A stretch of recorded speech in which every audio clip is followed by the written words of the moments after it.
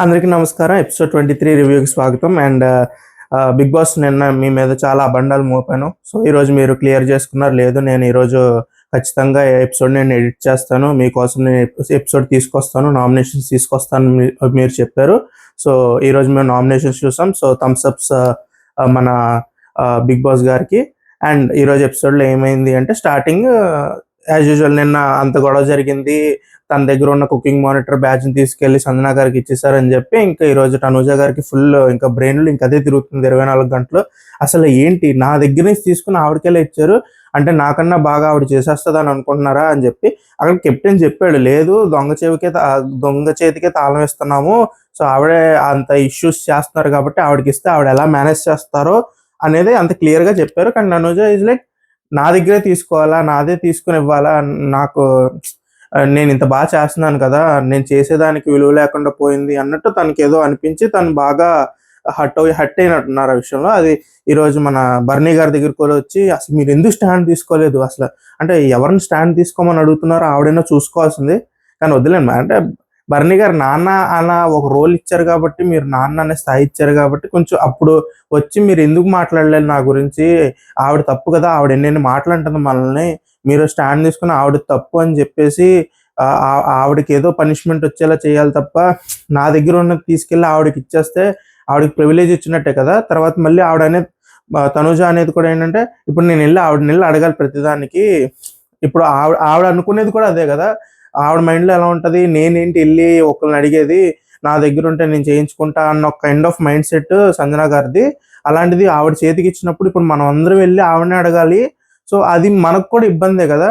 ఆవిడ అన్నయ్య మాట్లాడిన తర్వాత మనం వెళ్ళి మాట్లాడాలన్నా ఆవిడని ఫేస్ చేయాలన్నా మనకి ఇబ్బందే కదా అనేది తనూజ పాయింట్. సో తనూజకి ఆ విషయం చాలా ఏమంటారు, ఫుడ్ కాబట్టి ప్రతి పూట అంటే రోజుకి 3 సార్లు ఖచ్చితంగా ఆవిడని ఫేస్ చేయాలి కాబట్టి కొంచెం చాలా గట్టిగా తగిలిన పాయింట్ తనూజకి. సో ఒప్పుకుంటాం, ఎందుకంటే అంత గొడవ జరిగిన తర్వాత ఆవిడకే పవర్ ఇచ్చేసి ఆవిడ దగ్గర వెళ్ళి మీరు అడగండి అనడం అనేది కొంచెం ఎవరైతే తిట్లు తిన్నారో వాళ్ళకి కొంచెం ఇబ్బందిగానే ఉంటుంది.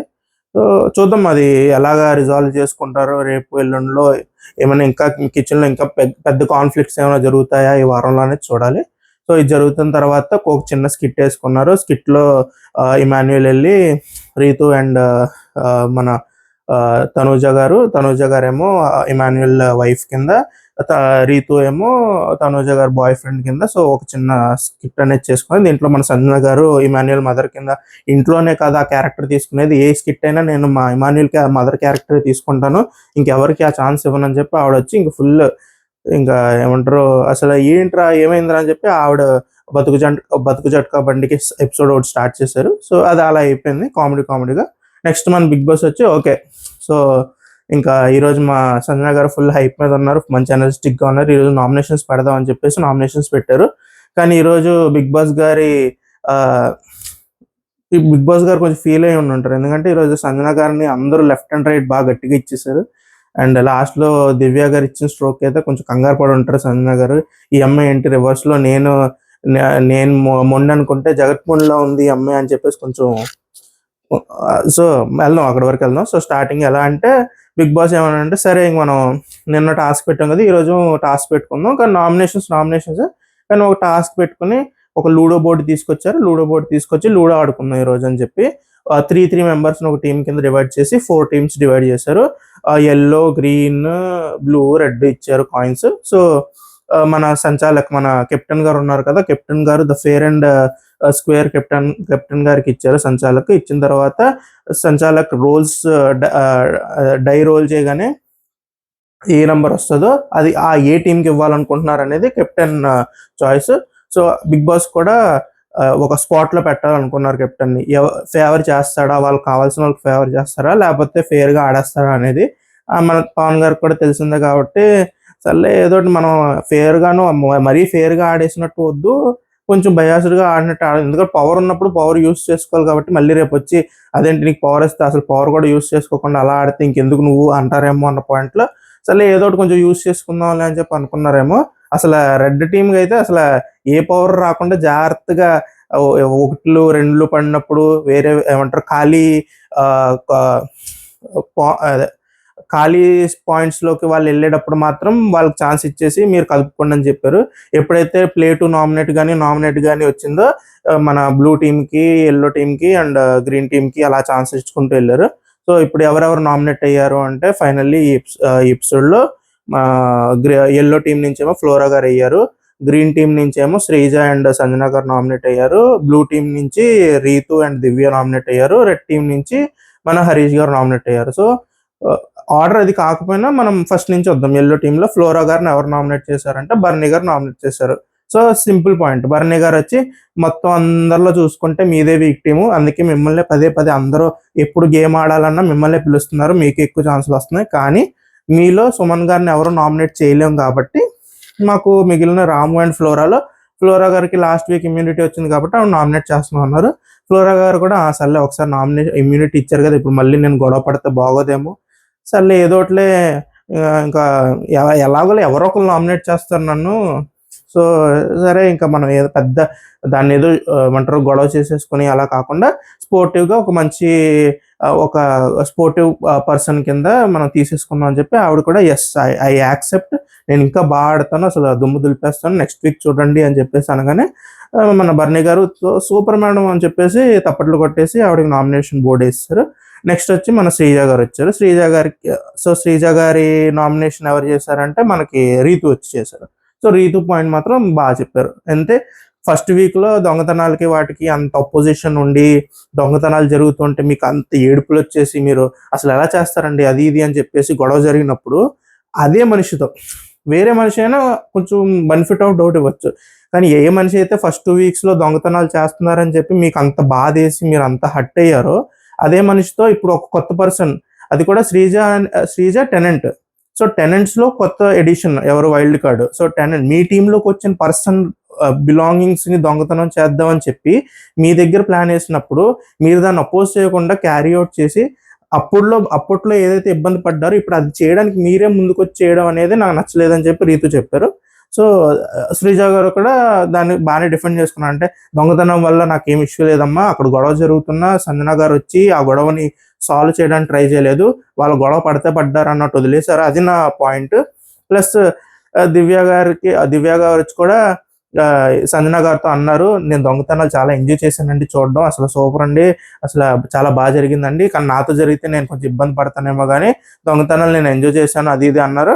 సో మేము ఎందుకో ఏదో ఫన్ కింద చేద్దాం అనుకున్నాం, కానీ కొంచెం పర్సనల్ బిలాంగింగ్స్ అవి కూడా మేము దొంగలించడం అనేది వచ్చింది కాబట్టి అక్కడ మేము లైన్ క్రాస్ అయ్యాం కాబట్టి దానికి నేను దివ్య గారికి సారీ చెప్తున్నా అన్నట్టు చెప్పారు. సో అక్కడ తప్పు జరిగిందని శ్రీజ కూడా ఒప్పుకున్నారు కాబట్టి సో నామినేషన్ని యాక్సెప్ట్ చేశారు మన రీతు గారు చెప్పిన నామినేషన్. అండ్ నెక్స్ట్ అంతే, అక్కడతో ఇంకా శ్రీజ గారి నామినేషన్ అయిపోయింది. నెక్స్ట్ మన సంజన గారి నామినేషన్. సంజన గారినేమో మన రాము వచ్చి నామినేట్ చేశారు. ఈరోజు రాము అసలు పాయింట్స్ చెప్పడం ఏదో మామూలుగా చెప్పలేదు, అసలు మీరు దొంగతనాలు చేస్తున్నారు, హార్మోనీ లేదు, మీరు రూల్స్ పాటించట్లేదు, మీరు టెనెంట్స్ని తీసుకొచ్చి ఇంట్లో కూర్చోబెట్టి గంటలు వాళ్ళతో మాట్లాడుతున్నారు, అండ్ అదే మీ వల్ల గొడవలు జరుగుతున్నాయి.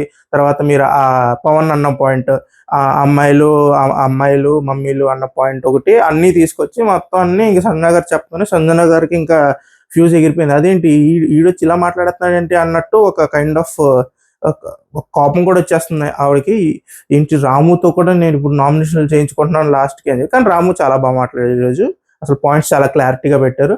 తర్వాత ఇంక సంజన గారికి కోపం వచ్చేసి ఉక్రోషంలో ఆవిడ ఇంక మాటలు వదిలేస్తున్నారు అనమాట, ఎక్కడి నుంచి వచ్చావు నువ్వు సో ఆ పాయింట్ అంటే ఆవిడకి తెలుగు స్పష్టంగా వచ్చిన ఆవిడ ఒప్పేసుకుంటే ఆవిడ చేసిన తప్పుల్ని మనం కూడా చాలా ప్రాపర్గా ఇంకా మనం ఖండించాల్సిందే. ఎందుకంటే అక్కడ రాము అండ్ సుమన్ గారు కూడా వచ్చారు. అప్పుడు సుమన్ గారు వచ్చి మీరు మాట్లాడుతున్న మాట తప్పు అంటే ఆవిడ లేదు, నాకు తెలుగు నేర్పించదండి, మీరు తెలుగు నాకు చాలా బాగా వచ్చు అంటున్నారు కాబట్టి సో మనం బెనిఫిట్ ఆఫ్ డౌట్ కూడా ఇవ్వాల్సిన వాళ్ళు. ఆవిడ కొంచెం తెలిసే మాట్లాడుతున్నారు, తెలిసి మాట్లాడుతున్నప్పుడు అది ఎటు వెళ్ళచ్చు, అది ఏ పాయింట్కి లీడ్ చేయొచ్చు అనేది కూడా ఆవిడ ఆలోచించుకోవాలి. సో మరీ అంత అమాయకురాలు కదా ఆవిడ. సో మీరు మాట అన్నప్పుడు ఆ మాటని ఏ విధాలుగా ఏ మీనింగ్స్తో తీసుకోవచ్చు ఎదుటి మనిషి అనేది కూడా మీరు ఆలోచించుకుని చెప్పాలి. సో నువ్వు ఎక్కడి నుంచి వచ్చావు ఏంటి అది కొంచెం తప్పు అనిపించింది నాకు కూడా. అండ్ అదే ఆవిడ దొంగతనాలను కూడా మళ్ళీ నాకు దొంగతనం కాదు సారీ హార్మోనీది కూడా మీరు ఏమంటారు నాకు నన్ను ఇబ్బంది పెట్టారు కాబట్టి నేను అలా చేయాల్సి వచ్చింది.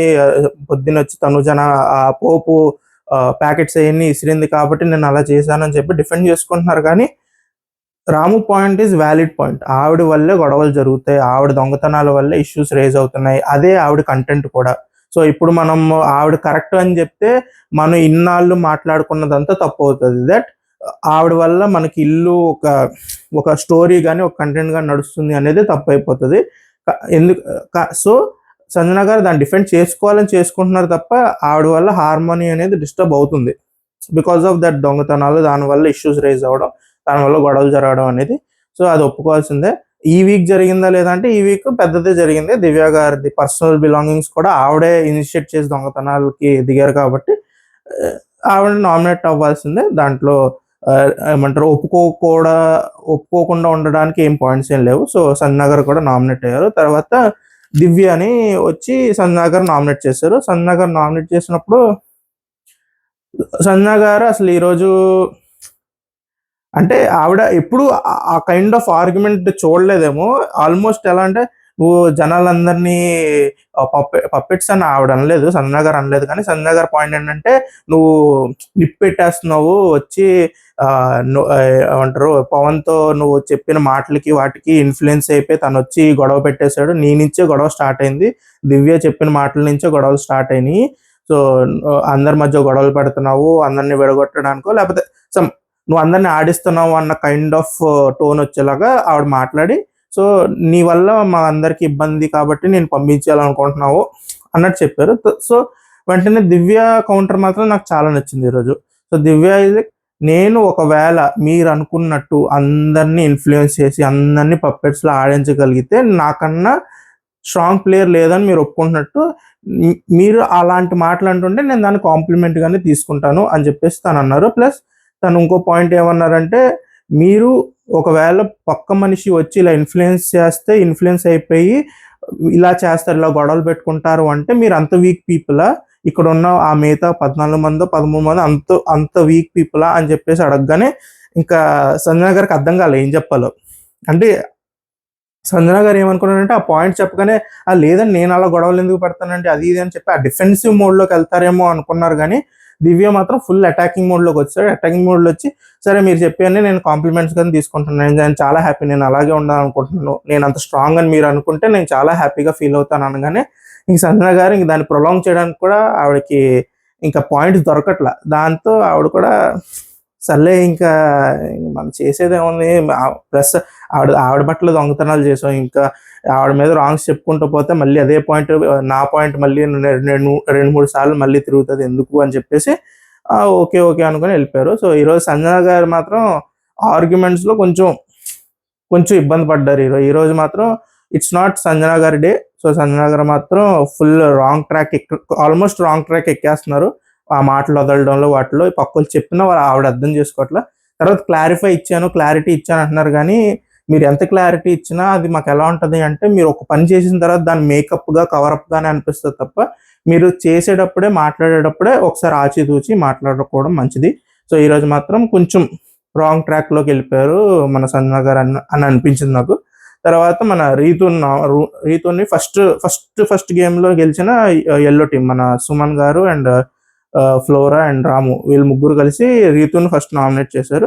రీతుని నామినేట్ చేయడానికి ఫస్ట్ సుమన్ గారు వచ్చారు. ఇక్కడ నాకు మాత్రం అసలు సుమన్ గారు పెట్టిన పాయింట్స్ ఏంటంటే ఆ ముందు వీక్లోంచి ఇంట్లో బాగా జరిగి రీతు చుట్టూ ఉన్న 2-3 పాయింట్లు ఏవైతే ఉన్నారో అయ్యే మాట్లాడారు. ఓకే మీరు నామినేట్ చేయడానికి మీకు ఆ హక్కు ఉంది, కానీ మీరు చెప్పిన పాయింట్స్ అనేట్లో 2 పాయింట్స్ ఆ అమ్మాయికి అసలు సంబంధం లేని పాయింట్స్, ఒక పాయింట్ ఆల్రెడీ ఆ అమ్మాయి పనిష్మెంట్ తీసుకుంది, అంటే నామినేట్ అవుతాను నేను అని చెప్పి రీతు అంటే నామినేషన్ తీసుకుని నామినేషన్లోకి వెళ్ళి కూడా వచ్చారు ఆ పాయింట్ కోసం. సో మీరు మళ్ళీ ఆ పాయింట్ తీసుకొచ్చారు అనేది నాకు కూడా నచ్చలేదు. ప్లస్ ఆ నెక్స్ట్ 2 పాయింట్స్ అనేది అసలు మీ ఊహది. అంటే నా ఆల్మోస్ట్ థర్డ్ పాయింట్ ఏదైతే మా టెనెంట్స్ అప్పుడు వీళ్ళు టెనెంట్స్ కాబట్టి టెనెంట్స్లో జరిగిన డిస్కషన్ భరణి గారు వచ్చి అంటారు మన అందరినీ నామినేట్ చేసేయాలనుకున్నారు, అందరినీ నామినేషన్లోకి తెచ్చేయాలనుకున్నారు అని ఏదైతే మాట ఉందో అది హరీష్ గారు అక్కడ కూర్చున్న ఆయన విని ఆయన వెళ్ళి అప్పుడున్న ఓనర్స్ వాళ్ళకి చెప్తారు. కానీ అది నెక్స్ట్ డే వాళ్ళు వచ్చి మీరు మీరు అలా ఎలా అనుకుంటారు, మేము మీ అందరిని నామినేషన్లోకి తేవాలనుకున్నాం అనే డిస్కషన్ వచ్చినప్పుడు అందరూ ఫస్ట్ పాయింట్ చేసిన ఫింగర్ ఎటువైపు అంటే రీతు వైపు. రీతు వైపు ఎందుకు అంటే రీతు అప్పటికి వెళ్ళి మన శ్రీజ, పవన్ కళ్యాణ్ వీళ్ళందరితో చాలా క్లోజ్గా వాళ్ళతోనే ఎక్కువసేపు కూర్చోవడం, వాళ్ళతోనే ఎక్కువ డిస్కషన్స్ చేయడం చేస్తున్నారు కాబట్టి ఈ టీం నుంచి ఏ ఇన్ఫర్మేషన్ లీక్ అయినా ఏ పర్సన్ చేస్తారు అంటే వెంటనే రీతునే పాయింట్ చేసేవారు అప్పుడు. సో కానీ అక్కడ నిజం లేకపోవడం వల్ల రీతుకి ఈరోజు అది చాలా పెద్ద స్ట్రెంత్ అయింది. అక్కడ రీతు తప్పు చేయకపోవడం వల్ల చాలా గట్టిగా డిఫెండ్ చేసుకున్నారు. అండ్ సుమన్ గారికి కూడా అర్థం కావట్లేదు. ప్లస్ సుమన్ గారికి ఒక్కసారి గట్టి ఆర్గ్యుమెంట్స్ ఏమైనా వస్తే ఆయన బ్లాంక్ అయిపోతున్నారు. ఆయన ఏదేదో మాట్లాడేస్తున్నారు, ఏదేదో చెప్పేయడానికి ట్రై చేస్తున్నారు. అది కదమ్మా, ఇది కదమ్మా అంటున్నారు. ఆయన నీకు కూడా తెలుసు కదమ్మా, అలా అలా చేసావు కదమ్మా, ఇలా చేసావు కదమ్మా అంటున్నారు. కానీ ఒక కాంక్రీట్గా ఇది పాయింట్, దీని మీద మేము చేసాం అనేది మాత్రం ఆయన స్ట్రాంగ్గా చెప్పలేకపోతున్నారు.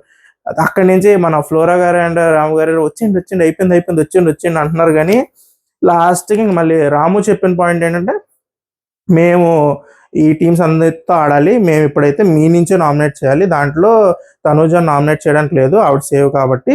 దివ్య మొన్నే వచ్చారు, ఆవిడ ఏంటి ఎలా ఆడతారు ఏంటి అనేది నాకు పెద్ద క్లారిటీ లేదు కాబట్టి నేను వచ్చి మిమ్మల్ని చేయాలనుకున్నాం. ప్లస్ మీరు కూడా గేమ్లో స్ట్రాంగ్గా ఆడతారు. అక్కడ రాము కొంచెం ఆలోచించి మాట్లాడాల్సిన పాయింట్ ఏంటంటే మీరు గేమ్ స్ట్రాంగ్గా ఆడతారు కాబట్టి గేమ్లో స్ట్రాంగ్ పర్సన్ని తీసేస్తే మాకు కొంచెం ఏమంటారు, మేము కొంచెం బాగా ఆడుకోవచ్చు అన్న. స్ట్రాంగ్ పర్సన్ అంటే కాంపిటీషన్ని తీసేస్తే అన్నట్టు ఏదైనా చెప్పాల్సింది. కానీ దీన్ని డైరెక్ట్ మాకంటే మీరు స్ట్రాటజికల్గా బాగున్నారు, అన్నిట్లోనూ మీరే బాగా ఆడతారు అన్నట్టు అనడం అనేది నాకు కొంచెం నచ్చల.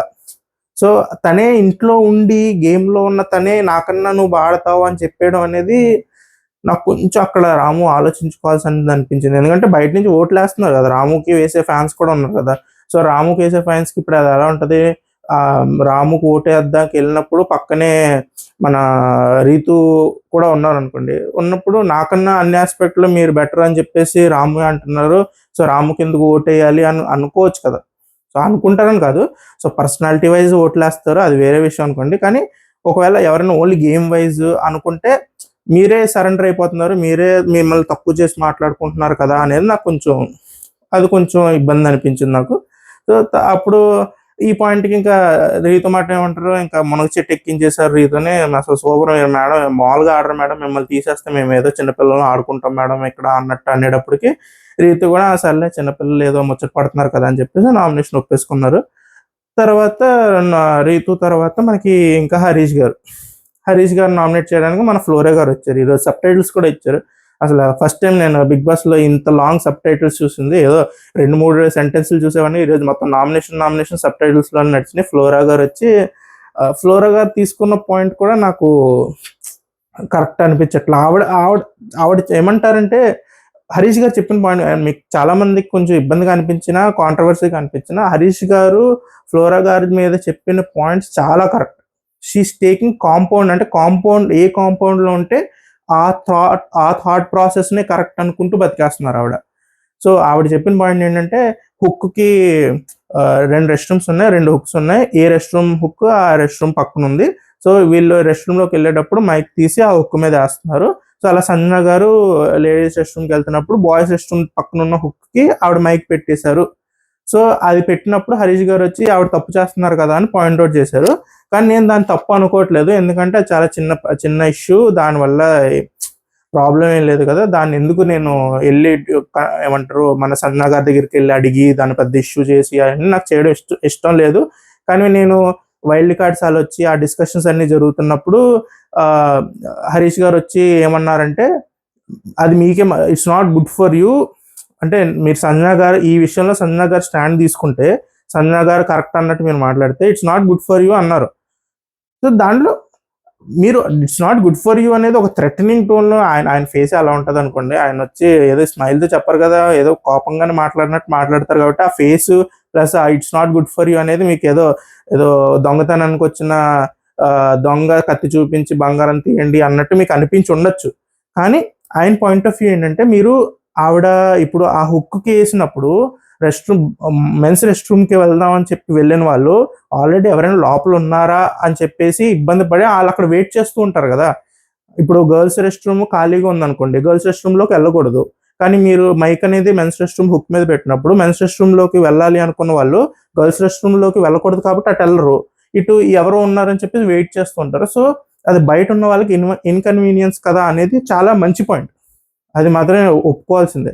సో దాన్ని ఇప్పుడు ఫ్లోరా గారికి సెకండ్ అండ్ థర్డ్ వీక్లో జరిగినాయి అన్నీ ఒక డిఫరెంట్ లెన్స్తో ఎందుకు కనిపిస్తున్నాయి అంటే ఆవిడ సంజన గారికి బాగా క్లోజ్ అయిపోయారు, సంజన గారు ఫ్రెండ్ అయిపోయారు, వాళ్ళిద్దరి మధ్య అంతా సెట్ అయిపోయి అంతా పాజిటివ్ నోట్లో ఉంది కాబట్టి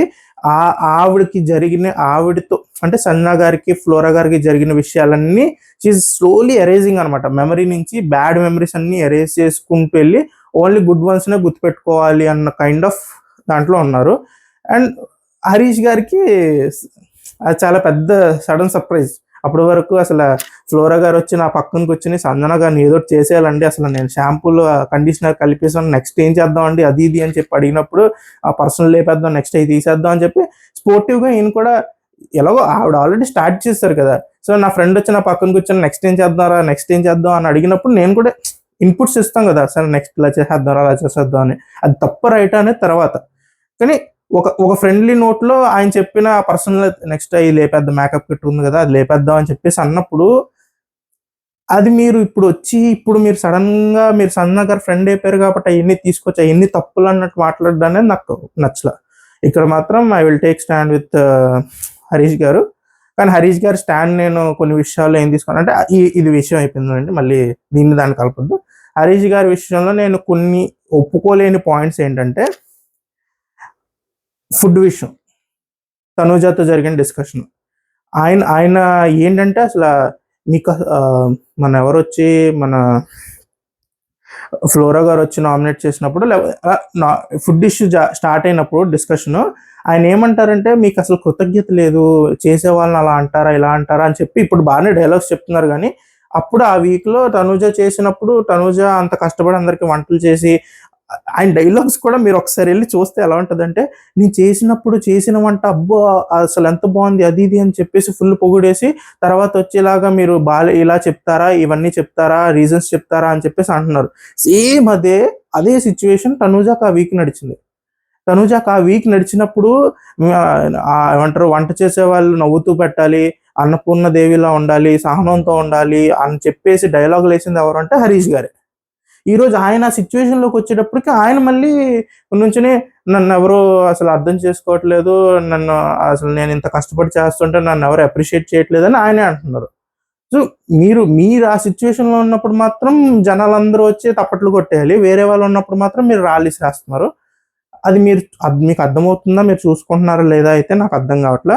అండ్ ఇంకోటి ఏంటంటే అదే అన్నపూర్ణదేవి మాట మన తనుజ గారు కూడా వచ్చేసి ఇంకా అసలు మీరు ఎక్కడ ఇష్యూ వచ్చిందని ఆయన ఇంకో మాట ఏమన్నారంటే నేను ఉన్నప్పుడు అందరికీ టైం ఫుడ్ పెట్టేస్తున్నాను, ముందు దాంట్లో ఎంత లేట్గా వచ్చేదో అందరికీ తెలిసిందే కదా అని చెప్పేసి ఒక మాట అన్నారు. సో తనుజ దానికి ప్రాపర్ డిఫెండ్ చేసుకున్నారు.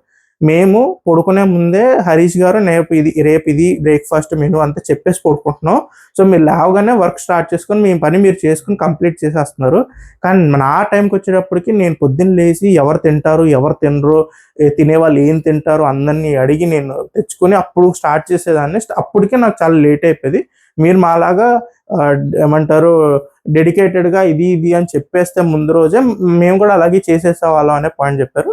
అది కూడా చాలా కరెక్ట్ పాయింట్, చాలా బాగా చెప్పారు. అండ్ హరీష్ గారు ఈ ఒక్క పాయింట్లో మాత్రం ఆయన రికవర్ అవ్వలేకపోతున్నారు. ఆయన వరకు వస్తే మాత్రం అది తప్పు, వేరే వాళ్ళకి జరిగితే అది కరెక్ట్ అన్నట్టు బిహేవ్ చేస్తున్నారు. ఈ పాయింట్ మాత్రం కొంచెం నచ్చలా. కానీ ఫ్లోరా గారు అండ్ హరీష్ గారి పాయింట్లో హరీష్ గారు ప్రాపర్ స్టాండ్ తీసుకున్నారు ఈరోజు. సో డిఫెండింగ్ మాత్రం ఈరోజు హరీష్ గారు చాలా బాగా చేశారు, రీతు చాలా బాగా చేశారు, అండ్ ఇంకా డిఫెండింగ్ దివ్య, వీళ్ళు ముగ్గురు మాత్రం డిఫెండింగ్ చాలా బాగా చేశారు. సో దాంతో నామినేషన్స్ని బిగ్ బాస్ ఎండ్ చేశారు. మన సంజన గారు నామినేషన్స్లోకి వచ్చేసారు కాబట్టి ఇంక బిగ్ బాస్ ఏం చేస్తారో చూడాలి. ఈరోజు నిన్న చాలా మాటలు వదిలేశారు కాబట్టి సంజన గారు బిగ్ బాస్ జాగ్రత్తగా కూర్చుని ఇప్పుడు అలా కాదమ్మా ఇలా చేయండి, కొంచెం ఎమోషనల్గా చేయండి, కొంచెం అవన్నీ తప్పించండి అని ఏమైనా నెక్స్ట్ రోజు ఏమైనా టాస్క్ ఇచ్చి ఏమైనా సెట్ చేస్తారేమో చూద్దాం. సో ఇప్పటికైతే సంజన గారు మెల్లిగా ఇమాన్యుల్ చెప్పినట్టు ఫస్ట్ 2 వీక్స్లో కొంచెం నోరు జాగ్రత్తగా మాట్లాడావమ్మా, ఈ 2 వారాల నుంచి ఏది పడితే అది మాట్లాడేస్తున్నావు కోపం రాగానే అనేది చాలా వ్యాలిడ్ పాయింట్. అండ్ ఇమాన్యుల్ కూడా చాలా ప్రాపర్ టైంలో ప్రాపర్ సజెషన్ ఇస్తున్నారు సంజన గారికి. సంజన గారు తీసుకుంటారా లేదా అనేది ఇంకా ఆవిడ మీద డిపెండ్ అయి ఉంటుంది. ఆవిడ మెంటాలిటీకి అయితే తీసుకోరు, నేను ఆడితే కరెక్ట్ అన్నట్టు ఆడతారని అనిపిస్తుంది. ఇంకా కూరుకుపోతారా లేకపోతే టైంకి బయటకు వచ్చేస్తారా అనేది మనం చూద్దాం. సో అప్పటి వరకు అదనమాట నామినేషన్స్. ఈ నామినేషన్స్లో మీరు ఎవరికి ఓటేస్తారో కమెంట్ చేయండి. ఏదైనా నేను మిస్ అయ్యాను అనిపిస్తే, ఏదైనా టాపిక్ ఇంకా ఎలాబరేట్గా చెప్పాలి మీకు అనిపిస్తే మీరు కమెంట్ చేస్తే నేను will discuss it tomorrow. So till then stay tune, bye.